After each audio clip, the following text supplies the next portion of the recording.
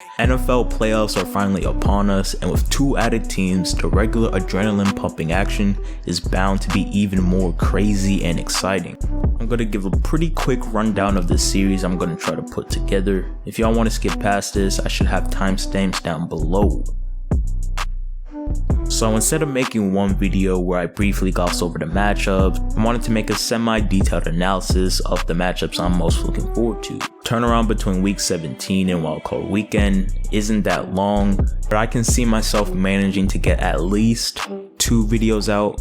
Depending how they do on the algorithm, I could work overtime and get 3. So if you like this video and you want to see more, consider liking and commenting below. Now without further ado, let's get right into it.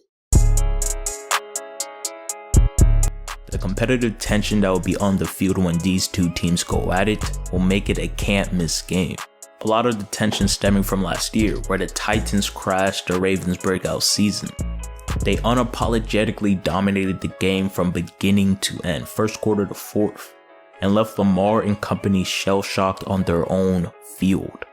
This game will be symbolic for the Ravens, specifically Lamar Jackson. I'm sure when he looks at that Titans emblem, he sees the continuous doubt surrounding his legitimacy as a quarterback. The narrative is about the team as a whole simply being a regular season gimmick, something that doesn't translate to postseason success. And for the Titans, they must be looking at this Ravens team as a stand-in for the constant disregard of their contender title. They beat 2 teams considered Super Bowl contenders by the media. They dominated one of them, and they almost beat the Super Bowl champions. Despite all of that and the fact that they beat the Ravens again this regular season, they will still go into Wildcard Weekend as the underdogs. King Henry smashed his way to 2,000 rushing yards, a feat even I struggled to get in Madden. Ryan Tannehill also proved that his late season surge in 2019 was no fluke. The dynamic between those 2 will be the prevailing factor for any postseason success. They are surrounded by a balanced receiving core, led by AJ Brown and Corey Davis, who make it hard for teams to key in on any one of their weapons.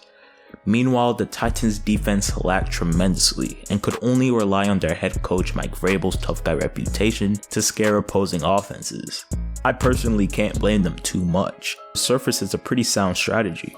The Ravens were 5-1 and in cruise control when everything came unglued in November. Their Maserati of an offense came to a screeching halt when teams loaded up in nickel coverages and made it nearly impossible for the Ravens to be efficient in the passing game. Lamar Jackson himself endured a wicked midseason slump where the NFL appeared to catch up with him both as a passer and a runner.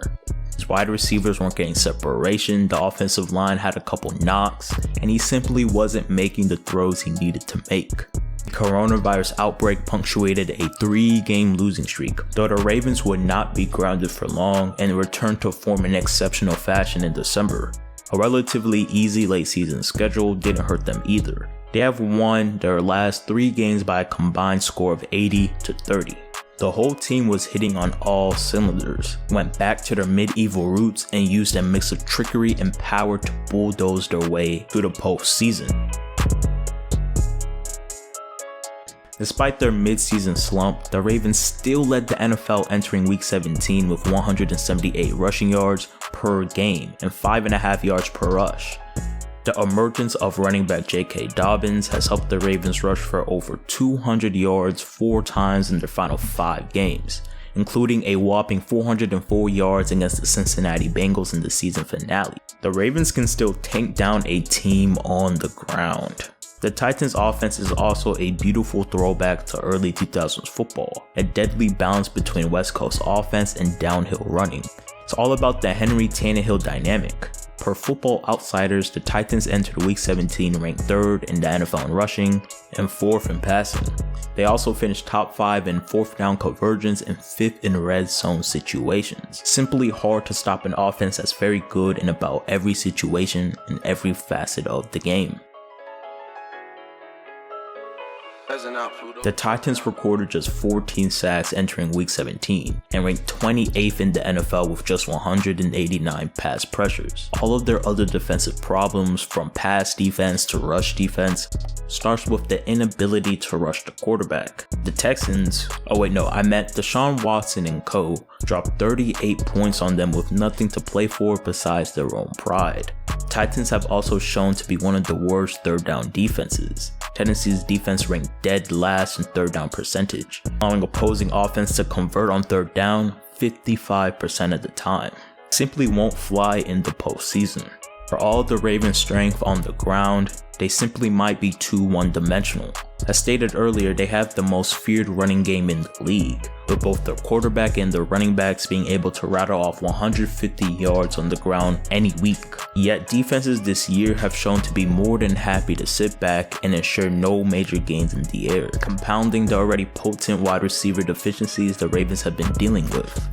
Lamar himself as a passer hasn't shown too much improvement from last year, especially throwing to the outside, where due to his inefficient throws, the Ravens have simply given up on utilizing them. Lamar has less sideline throws than Dak, who you may have forgotten even played this season. Their running ability allows them to control games, but they have proven time and time again that if they fall behind, there won't be any coming back. Once again, don't put too much water into these picks, don't let this define the viewing experience for you. But anyway, this is definitely an interesting game. Both of these teams have a transcendent running game that can warp any matchup. Though overall, the Titans have the better offense.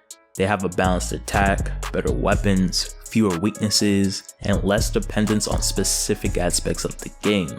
However, the Ravens' offense is no joke. Their RPOs, if they're hitting, opens up other aspects exponentially. And with their criminally underrated, consistently making momentum swinging plays, you could blink and the Ravens could be up by 30. Once again, for the most part, there is no stopping the Ravens' run offense or King Henry for the Titans. But unlike Tennessee, the Ravens have a defense that is suited to slow their running game down. Their run defense is top 10 in the league this year. And as stated before, this is the type of team that can rip apart Tennessee's leaky defense. I expect a flooding of points, both on the field and in the airwaves.